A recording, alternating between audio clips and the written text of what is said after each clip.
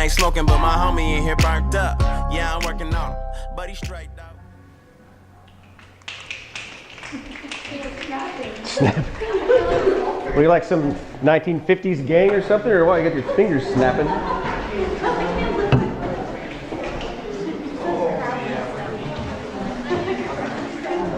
So, how did your first week of 2019 go? Great. Do what? So you not only wanted to get into 2019, you wanted to skip the end of winter, spring, jump straight into summer? Some of you want to skip straight to graduation. Some of you want to skip and get straight into high school.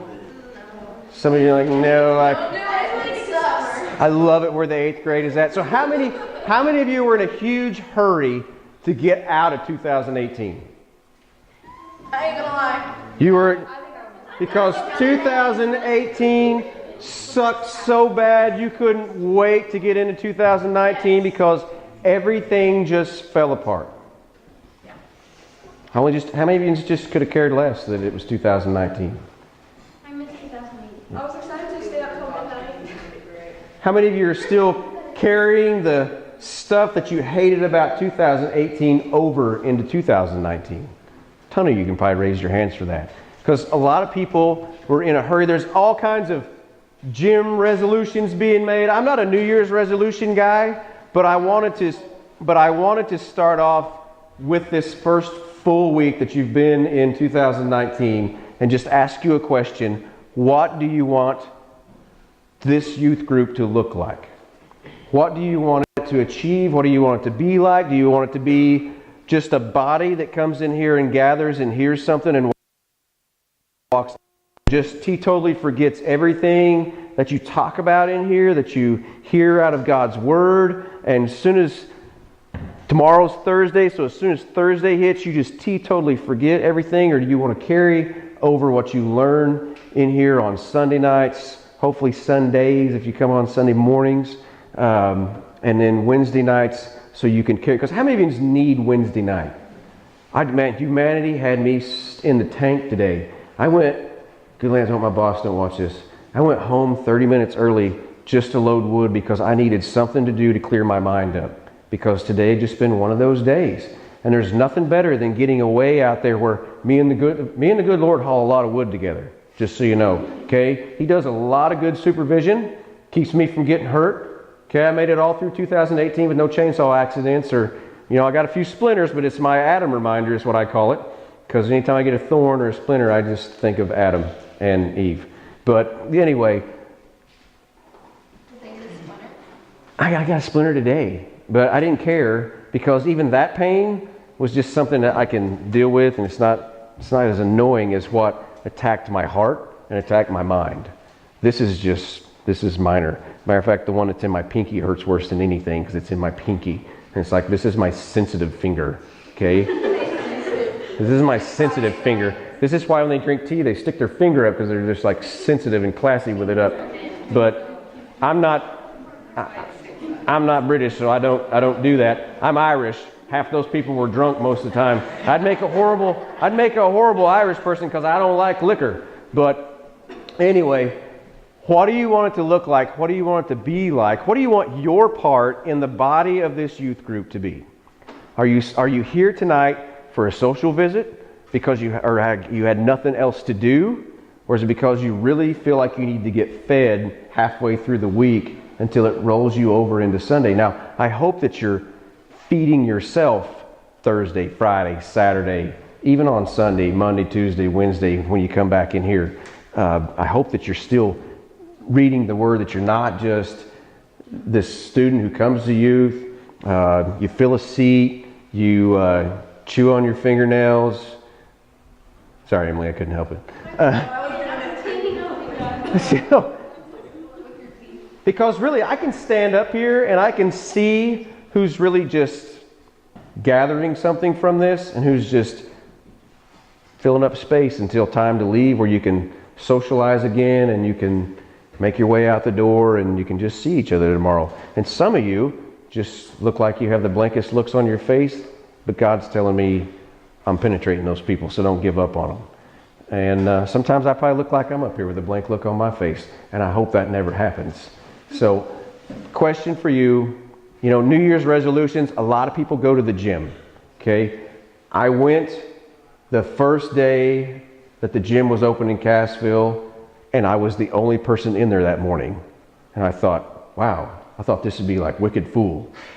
But then I went that evening to go run on the treadmill, and it was insane. It was crazy. I know, I do. I like to get there early because there's nobody there. So then all the CrossFitters and all that stuff get there at like 5, and they're out of there by 6:30. I have to clean up all their crap that they leave laying around everywhere. But other than that, it's okay. I don't know why people can't re-rack their weights. It says it plainly right up there, re-rack your weights. You know who the guy is who re-racks his weights? This guy. Okay, it just drives me crazy. So I couldn't think of a better way to kick off our first full week of 2019 with a group of teenagers that were faced with some really, really tough situations, some tough decisions, and you're going to find it in Daniel 3. And they are going to be jacked up by this guy named King Nebuchadnezzar. He was just, all these kings that you see these people fall enslaved to, they're all just, they got horrible tempers and their attitudes are crazy and they just do spontaneous junk. There is no rhyme or reason to what they do. And this guy just up and makes a statue. Up and makes a statue and says, oh, y'all are going to worship this. Now, to give you some back history on this, these guys had attacked Jerusalem and they had left it in ruins. And so they took males, high quality, big, strong males. They took a bunch of Austins with them, the big, giant, strong, how old are you, 16? 16K. I remember making the statement that I weighed 145 pounds when I graduated high school, and Austin said he hadn't seen that since the 6th grade. Okay, I think that's what you said. Okay, so they took good-looking, strong, tough guys, and the cream of the crop, the social status was great, and they brought all those guys back to Babylon where they had all their goofy crap, and they were going to make eunuchs out of them, they were going to make slaves out of them, they're going to bring them over to their way, because if I went to go to some place and recruit, what am I going to recruit? The best of the best, okay? It's like if Coach Rowe was an NBA basketball coach, which I don't think he wants to subject himself to that torture. I would hate to coach a bunch of spoiled, money-grubbing basketball players. And who would he go after? He's going to go after the best of the best. But you're going to have to pay for them. So they went over there, they paid a price, they had a war, they stole some of the cream of the crop, brought back to their place, and they're going to win them over to their side, make them their slaves, basically brainwash them into making them what they were. And this region of Babylon was known for something, and it's going to come into play. They were known for the type of stone that was in their area that could take extreme, extreme heat. So that's going to come into play here in just a little bit. If you've ever heard the story of Shadrach, Meshach, and Abednego, that's not their real name. You're going to get that earlier in that. That's just what they're referred to as. So it's complicated, and I'm not going to get into that. I'm going to skirt past a few things just to get you to where I want to get you to. But you're going to see, it's the crazy thing about what God does when He's trying to get you to a place. He doesn't ask you how you want to get there. He does it how He thinks is best for you and maybe someone else to get there. And God's going to show some great things in this story, and I can't wait for Him to unveil to you what it is. Not so much what I give you, but what you see in His Word. And you see, because a lot of times when you read these stories, man, you can cruise past these and you can miss so much good stuff. You have to study the attitude. You have to study the environment. You have to study these people, their age, to understand what's going on with it. These are a group of teenagers. It said they were possibly 11 to 13 years old. Okay, and that's what they went and got. They went and got young males that were of good quality, because who is easier to train and teach? 11 to 13-year-old or a bunch of crusty old men? Don't tell my dad I just called him crusty old men in the next room, okay? That's what they're going to get. They're going to get the ones that are impressionable, the ones that they can win over to their way? Because right now, if I was going, well, because my son is 7, is it easier for me to teach him how to live his life than it is even with you? Because he's impressionable, he's learning, he's starting to gain things. And so these guys were brought in and they were put into a situation, but you got to understand, they are just like you. They have been taught about God. They've been taught God's ways. They've been brought up to believe in God. They have studied the Torah. They know the laws of Jewish law and all this stuff. So they already knew that for them as well. Okay, so you're ready to start looking into Daniel to see what the story, because it's a cool story. It is a stinking cool story. And you're going to look at me when I get done and you're going to have a confused look on your face, I guarantee you. But it'll be okay. I'll help you get through that. Okay, are you ready? Are you going to tell us about what rock it is yet? What is? The rock that Babylon is known for? It's clay stone that they had that could take, it's a stone, it's a type of stone that was in that area. Okay, you ever made pottery? Have you seen the kiln that they use to heat pottery up? Same stone. If you really research a lot of that, and I'm not saying that all that stone comes from that region now, but that's where they got it from then. If you had cooking stuff, they went and got that stone from that area to make their stoves with, because not all rock can take extreme heat. And this was where they had a kiln big enough to put multiple things inside it, big enough you could put people in it. 3 people. So we're going to get to that. So title this lesson, actually the series is lit, but this one tonight is Let Them Smell Your Smoke. And this is going to make no sense to you when we get to the end, but I'm going to help it make sense to you. Okay, do you trust me? Okay, because God is 100% full and ready in this room to minister to you. He's going to bypass me and he's going to pierce straight to your heart. And I'm okay with that, because I'd rather him do that than me. So I put these goofy little titles at the top, okay?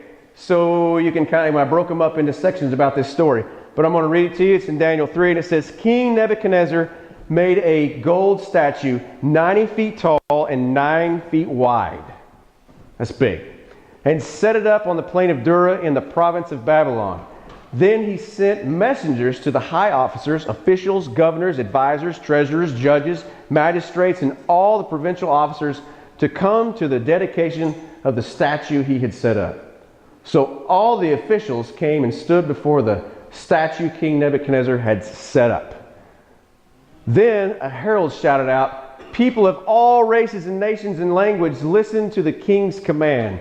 When you hear the sound of the horn, the flute, the zither, the lyre, the harps, the pipes, and other musical instruments, bow to the ground and worship King Nebuchadnezzar's gold statue. Anyone who refuses to obey will immediately be thrown into a blazing furnace." So at the sound of the musical instruments, all the people, whatever their race or nation or language, bowed to the ground and worshiped the gold statue that King Nebuchadnezzar had set up. So you still tracking with me? Okay, built a big gold thing. Everybody's got to worship when these instruments get blown, and that's the deal. Okay. Some of the astrologers went to the king and informed on the Jews. They said to King Nebuchadnezzar, "Long live the king. You issued a decree requiring all the people to bow down and worship the gold statue when they hear the sound of the horn, the flute, the zither, the lyre, the harp, pipes, and other musical instruments. That decree also states that those who refuse to obey must be thrown into a blazing furnace. But there are some Jews, Shadrach, Meshach, and Abednego, whom you have put in charge of the province of Babylon. They pay no attention to you, your majesty. They refuse to serve your gods and do not worship the gold statue you have set up." Nebuchadnezzar gets a little bent here. Then Nebuchadnezzar flew into a rage. I tell you, these kings get crazy. They flew into a rage and ordered that Shadrach, Meshach, and Abednego be brought before him. When they were brought in, Nebuchadnezzar said to them, "Is it true, Shadrach, Meshach, and Abednego, that you refuse to serve my gods or worship the gold statue I have set up? I will give you one more chance to bow down and worship the statue I have made when you hear the sound of the musical instruments. But if you refuse, you will be thrown immediately into the blazing furnace, and then what God will be able to rescue you from my power." Shadrach, Meshach, and Abednego replied, "Oh, Nebuchadnezzar, we don't need to defend ourselves before you. If we are thrown into the blazing furnace, the God whom we serve is able to save us. He will rescue us from your power, your majesty. But even, pay attention to this, even if he doesn't, we want to make it clear to you, your majesty, that we will never serve your gods or worship the gold statue you have set up. Has anybody ever your grandma tell you not to make that face or to freeze that way? You ever heard that? Okay, I'm going to tell it to you now if you haven't heard that. I heard it all the time when I was a kid. In 19, Nebuchadnezzar was treading on that. Nebuchadnezzar was so furious with Shadrach, Meshach, and Abednego that his face became distorted with rage. Let me see your rage face. You got distortedness? Your face is okay. We'll go with that then. So he commanded that the furnace be heated 7 times hotter than usual. Then he ordered some of the strongest men of his army to bind Shadrach, Meshach, and Abednego and throw them into the blazing furnace. What were these men? They were strong. They tied them up and threw them into the furnace fully dressed in their pants, turbans, robes, and other garments. And because of the king and his anger had demanded such a hot fire in the furnace, the flames killed the soldiers as they threw the 3 men in. So Shadrach, Meshach, and Abednego, securely tied, fell into the roaring flames. Suddenly Nebuchadnezzar jumped up with amazement and exclaimed to his advisors, "Didn't we tie up 3 men and throw them into the furnace?" "Yes, your majesty, we certainly did," they replied. "Look," he shouted, "I see 4 men unbound walking around the fire unharmed, and the 4th looks like a god." Then Nebuchadnezzar came as close as he could to the door of the flaming furnace and shouted, "Shadrach, Meshach, and Abednego, servants of the Most High God, come out, come here." Still swagging. So Shadrach, Meshach, and Abednego stepped out of the fire. Then the high officers, officials, governors, and advisors crowded around them and saw that the fire had not touched them. Not a hair on their heads was singed, and their clothing was not scorched. They didn't even smell of smoke. Then Nebuchadnezzar said, "Praise to the God of Shadrach, Meshach, and Abednego. He sent his angel to rescue his servants and who trusted him. They defied the king's command and were willing to die rather than to serve or worship any god except their own God. Therefore I make this decree: if any people, whatever their race or nation language, speak a word against the God of Shadrach, Meshach, and Abednego, they will be torn limb from limb, and their houses will be turned into heaps of rubble. There is no other God who can rescue like this." Then the king promoted Shadrach, Meshach, and Abednego to even higher positions in the province of Babylon. So you probably track with me through that story. Okay, it's a long story. A lot of cool stuff happened in it. A lot of unbelievable stuff happened in it. But how wild and crazy is that story? Why is it nuts? Fire killed the guys trying to throw them in the fire. Has anybody ever got so close to a fire that you felt like your face was cooking? Anybody here ever bonfired it up? Okay, I have an outdoor wood stove, and when that dude is really, really cooking, you throw the wood at the stove. Okay, you throw it at the stove, and you hope that you hit the 3x3 hole that's a door there. And sometimes I am not coordinated enough to hit that 3x3 hole. But y'all have done it. You've roasted weenies. Fire's too hot or your stick's too short. One of the two. Anybody ever singe the hairs on the end of your hand? Your fingers?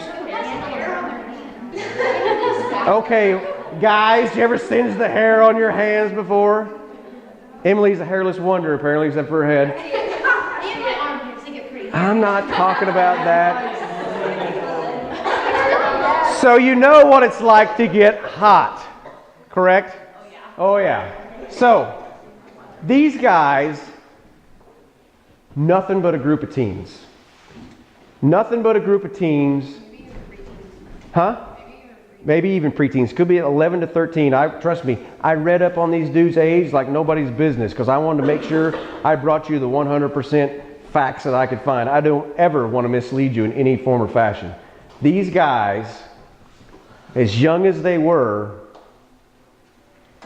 had this kind of faith that God would take care of them, no matter how bad it looked. See, some of you are looking at 2018 saying, I couldn't wait to get out of that. I couldn't wait to get out of that. What's your guarantee that 2019 is going to be better? There's not one. Are you gambling? Okay, are you gambling? Because there's tons of people.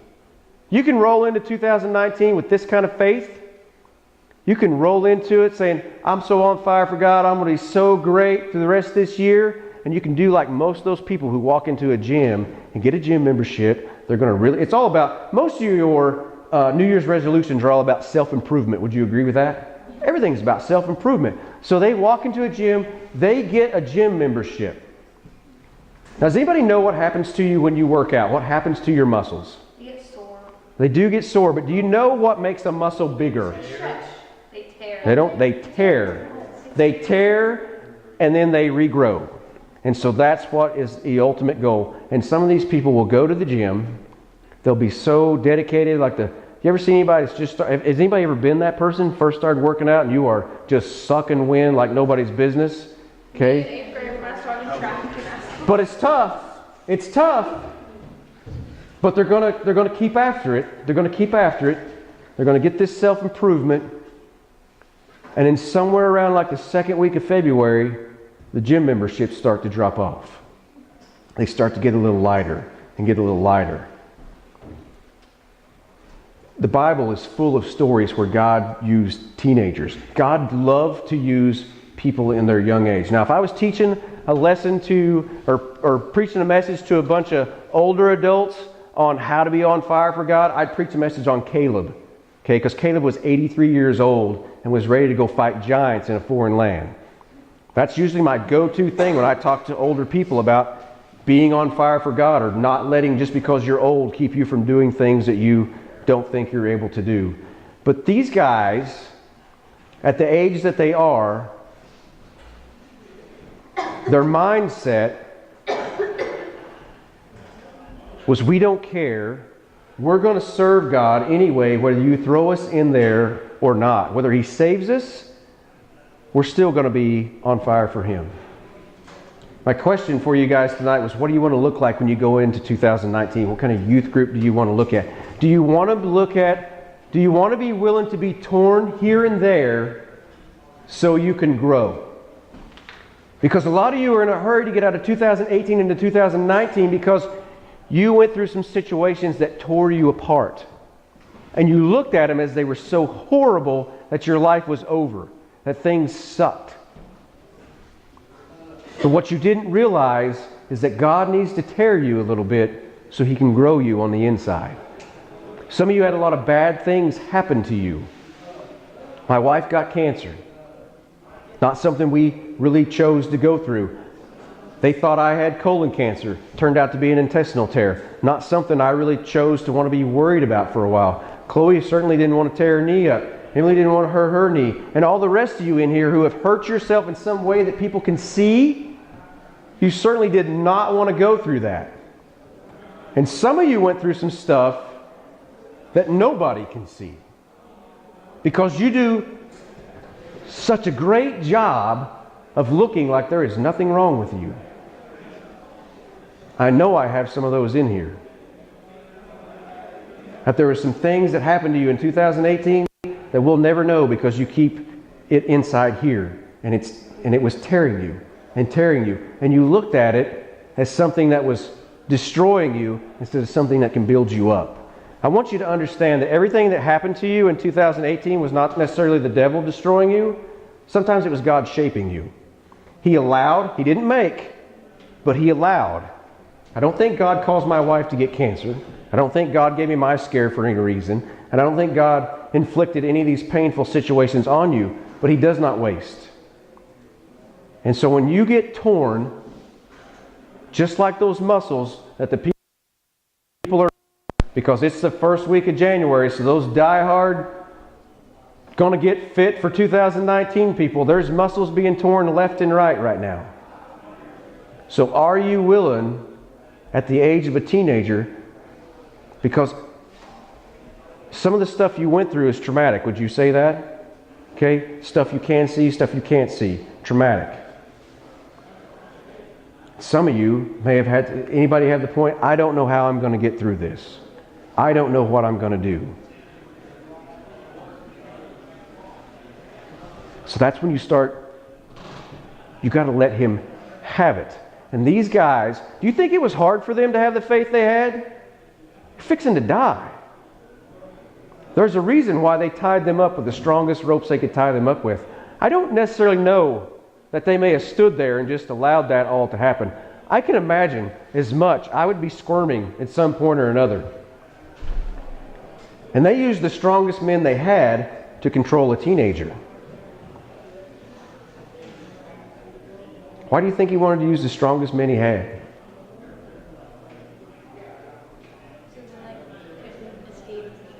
Yeah, for no doubt that they wanted to get away. There's no way they could do that. So these group of teens gave everything they had. So in 2018, 2019, are you willing to be torn as much in 2019 as you were in 2018? Now, some of you last year didn't necessarily have the worst year of your life. Some of you are still recovering from 2015, 2016, 2017, and it's carrying over into 2019. But not everybody in this room, 2018 was all that crappy. Is there anybody in this room that 2018 just wasn't that bad? It's okay. I mean, I didn't die. It's pretty good. I didn't get my eye kicked out of the head this year. It stayed in. Okay, that was a plus for me. I didn't go through that again. So not everybody was going, man, I can't wait to get into 2019 because this year sucks. Some of you are like, woo, 2019, just another week. Are you willing to be torn in 2019? Because would you say, for those of you that have been torn and you've made it through it, do you feel like you're closer with God now than you were before that happened? Do you feel like God has grown you in that? If you'll let Him, if you'll acknowledge Him, He will grow you through these situations that you're being torn through. He may not cause them, but He's going to make sure that you're going to grow because of it. And some of you are still dealing with those tears. You're still growing. Muscles, when they tear, they just don't go. It's a progress. And it may take a while, but you've got to be willing to let that happen. What do you think God's goal was in this fire? This is where you got to look at what happened before. Nebuchadnezzar had went to Jerusalem and he had destroyed these people. He had left Jerusalem literally in rubble. And some of you may feel like right now that your life is in rubble, that you have been attacked and your life is just, you don't know whether to scratch your watch or wind your rear. Some of you are in that step. Does anybody feel like you're in a fog sometimes? You are in a spiritual fog walking around going, God, I don't know what's going on here, and I don't see any daylight out of it at all. And that's where I go back to that. God doesn't always ask me if I want to know what's happening to me. He usually zigzags and loop-de-loops me somehow, because He's got things to teach me. How good would it be if God just took you directly out of the bad thing and it was okay immediately after it happened? It'd be pretty great, but it doesn't happen that way. It happens like, I'm going to move you over here for a little bit because I need to minister to you right here. And now I'm going to move you over here a little bit, and it's this, and this, and this, and this to get you to here. It doesn't always go whoosh. And sometimes He will do that, but for His purpose, He's going to move you here. Do you think these guys want to be thrown in the fire? I would be scared to freaking death, okay? It's not something I would choose. I've told you, I've got my ways that I'd be okay with dying. My wife's idea is that we're holding hands asleep in bed and we both just pass away and we wake up in heaven together. I'm going first. That's what I tell her. I'm going first. God's goal in this fire is to make sure and let them know who's still in control. You may have destroyed my town. You may have my people oppressed because I allowed them to be, because they had gotten out of whack again. And so anybody ever got a spanking from the good Lord? Okay, I have. These guys, They were getting their punishment. It had been prophesied that this was going to happen to them. And guess what? If it's prophecy, it happens. Okay? So they had been taken into captivity. But God wanted to make sure that Nebuchadnezzar knew, even though you have some of my people, even though you've left my town in ruins, I'm still in control. Because here's the cool thing about that fire. When those guys got thrown into that fire, and Nebuchadnezzar's watching them walk around inside these flames, supposedly burning, what did Nebuchadnezzar see? He saw a fourth person. Here's the deal. He was already in there. So when you're zigzagging your way through, trying to get to the goal that God wants you to get to, He's already went ahead to there. When I started preparing for this sermon tonight, He already came into this room. When you guys started getting ready tonight, He already started dealing with you. When you ran into 2019, He was already in it. Tomorrow, I have no idea what it holds, but He's already there, and He's waiting on me. He was already in there, waiting on these guys. How much do you think those guys wanted to just turn around and... They saw themselves not burning, okay? Ropes burn off. They saw themselves not burning. What would your reaction be?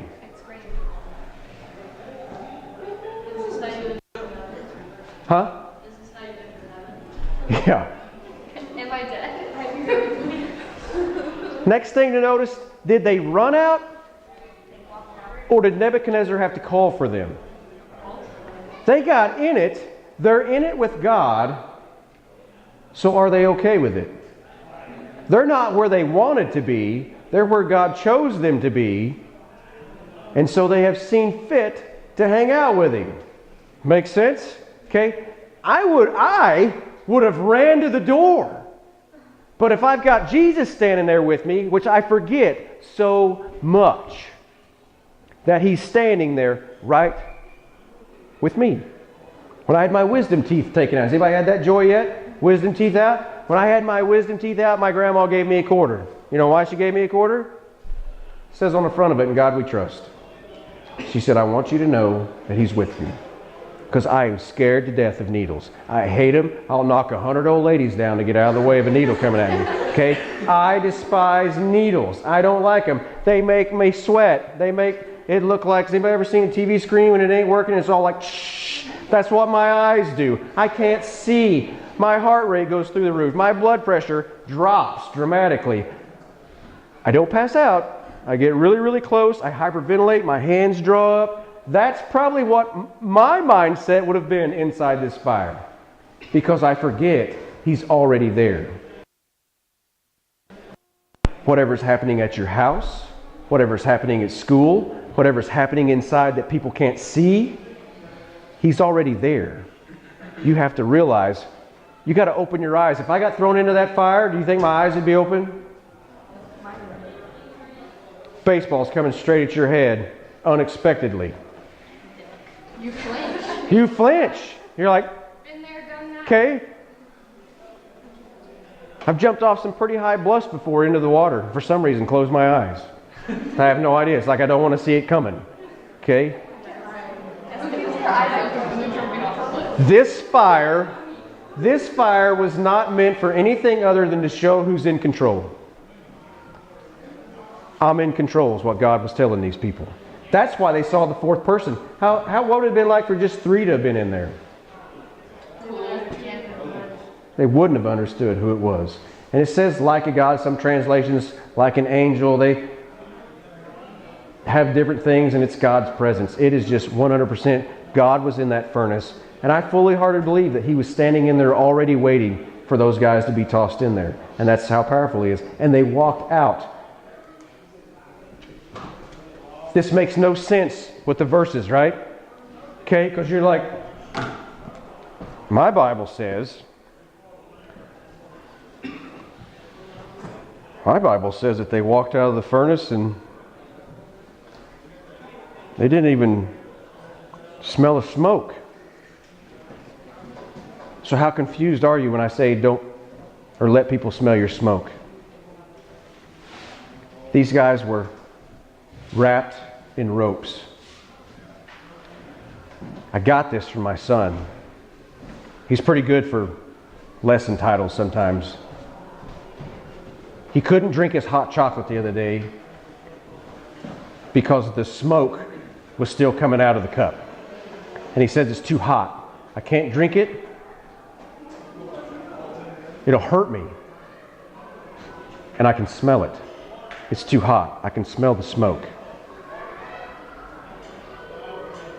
Some of you had ropes wrapped around you in 2018. And it's not the smoke necessarily from your clothes, your body, or whatever. Has anybody ever smelled rope when it burnt? Has anybody ever smelled grass when it burnt? Okay, a lot of these ropes were made out of hemp, so it would have been a grass rope that they burnt. Stinks horribly. These guys walked out of this fire. The ropes that had them bound up burn up, stink. They stink to the high heavens. How many of you are willing to walk out of 2018 into 2019 and let the people smell the smoke of the ropes that were around you that have no power over you anymore? Are you willing to walk around and let people know about what happened on the inside that nobody can see? How many of you are willing to talk and tell your story to people that need to hear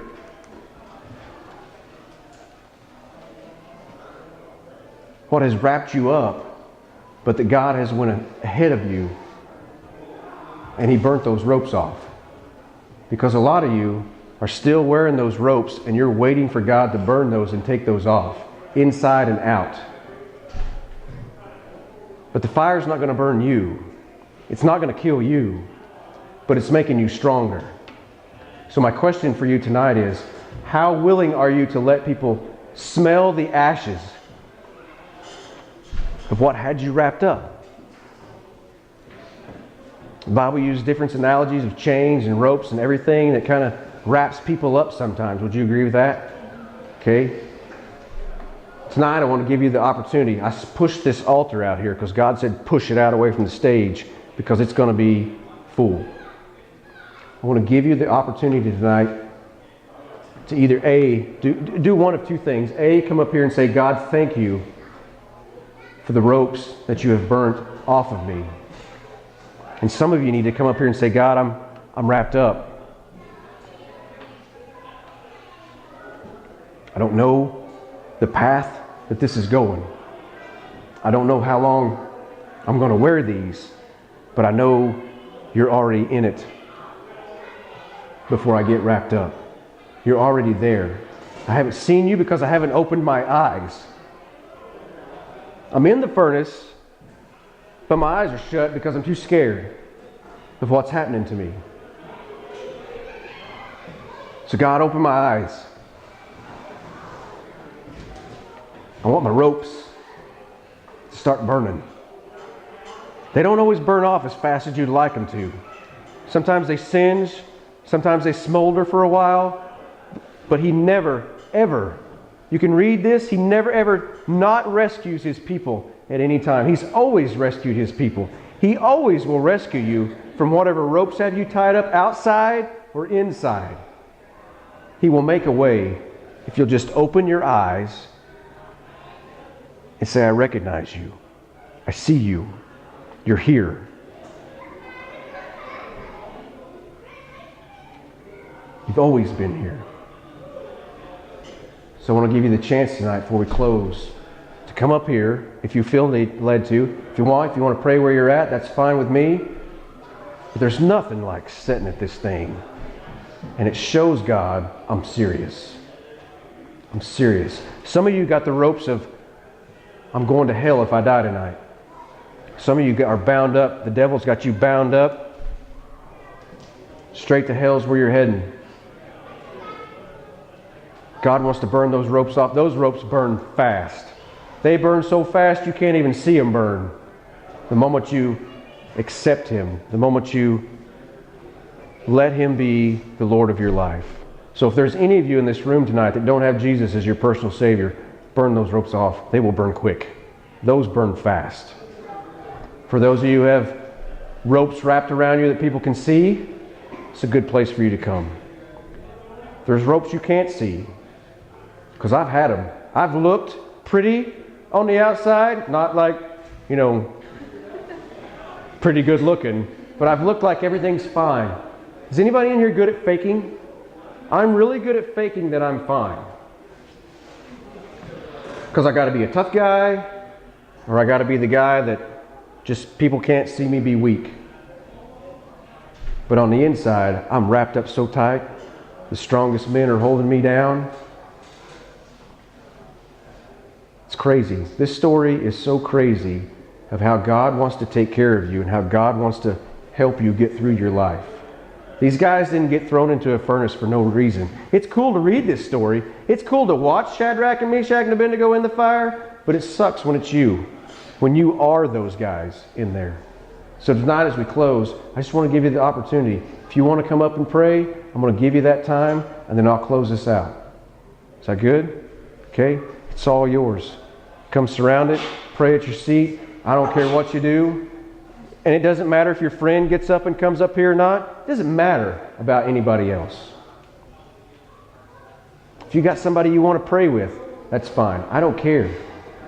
I just want to make sure that tonight you leave here walking out into 2019 knowing that God is ahead of you.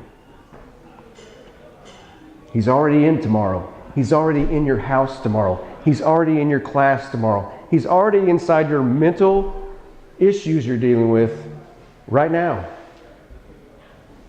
You just got to open your eyes and say, I recognize you. So I'm going to give you some time to come pray. It's all up to you. It is yours.